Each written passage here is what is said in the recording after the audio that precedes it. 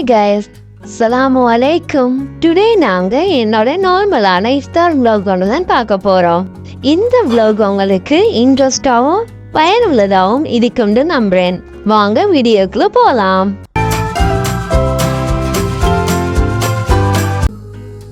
நான் இன்னைக்கு ஒரு 5 பேருக்கு ஈத்த மாதிரி தான் இஃப்தார் ரெடி பண்ணிட்டு இருக்கேன். இன்னைக்கு ஏழியாவே வேலைகள் முடியணுன்றதுக்காக நான் வேலைகளை மார்னிங் ஸ்டார்ட் பண்ணிட்டேன்.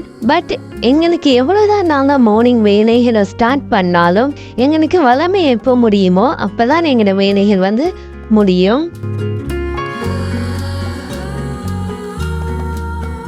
இன்னைக்கு இஃப்தாருக்கு பீட்சாவும் கட்லெட்டும் செய்கிறது தான் நான் ஐடியா போட்டிருந்தேன். பீட்சா செய்கிறதுக்கான மாவை நான் கொஞ்சம் வேலியாகவே ரெடி பண்ணி வச்சுட்டேன்.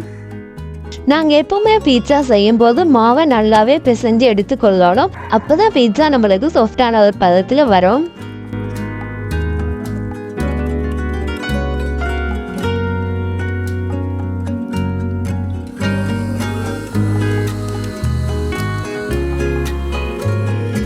மாவுக்கு ஆயில் போட்டு ஒரு 2 hours அதை ரெஸ்ட்டில் வச்சாச்சு.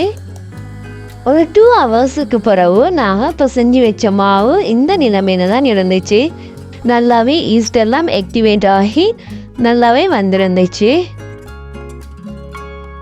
பீட்சாவுக்கு தேவையான வெஜிடபிள்ஸையும் நான் கட் பண்ணி வச்சிருக்கேன். அதுக்கு நான் இன்னைக்கு கறிக்கு வச்சுக்காயம், வெங்காயம், உருளைக்கிழங்கு, தக்காளி இதெல்லாம் தான் நான் ரெடி பண்ணி வச்சிருக்கேன். மார்னிங்கே கட்லெட் செய்கிறதுக்காக போல்ஸையும் ரெடி பண்ணி நான் ஃப்ரிட்ஜில் வச்சுட்டேன். ஈவினிங் 4:30 பொடிக்கிற வேலையை நான் ஸ்டார்ட் பண்ணியாச்சு. நோன்பு டைமில் நாங்கள் உப்பெல்லாம் பார்த்து டேஸ்ட்டாக ஒரு சாப்பாடு செய்கிறதான் பெரிய விஷயம். பட் எனக்கு இன்றைக்கி கட்லெட்டும் நல்ல டேஸ்ட்டாகவே வந்துருந்துச்சு. கட்லெட்டையும் பொறிச்சு வச்சுட்டு நான் பீட்சாக்கான வேலையை ஸ்டார்ட் பண்ணிட்டேன். நான் இன்னைக்கு பீட்சாவுக்கு போடுற வெஜிடபிள்ஸை கொஞ்சம் பொறிச்சு வதக்கி எடுத்து வச்சுக்கிட்டேன். அதை தான் இப்போ மேலே போடுறேன். உருளைக்கிழங்கையும் பொறிச்சு போட்டுட்டு நான் இன்னைக்கு கறிக்குச்சிக்காவையும் வெங்காயத்தையும் நல்லாவே வதக்கி வச்சிருந்தேன். அதையும் மேலால் போட்டுட்டேன். அதுக்கு பிறகு தக்காளியையும் வெட்டி அதுக்கு மேலாலேயே போட்டாச்சு.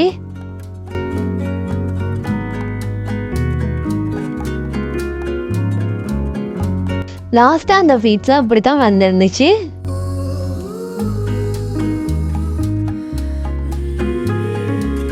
ஜூஸ் குடிக்கணும் இல்லையா, அதுக்கு நான் இன்னைக்கு பனானா ஜூஸ் தான் செஞ்சிருந்தேன்.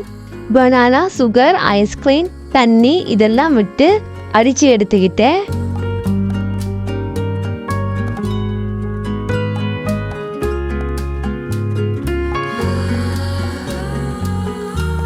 பனானா ஜூஸுக்கு டேஸ்ட்டுக்கு நான் மேலேயும் ஐஸ்கிரீம் வச்சுட்டு நட்ஸையும் கொஞ்சம் போட்டு எடுத்துக்கிட்டேன்.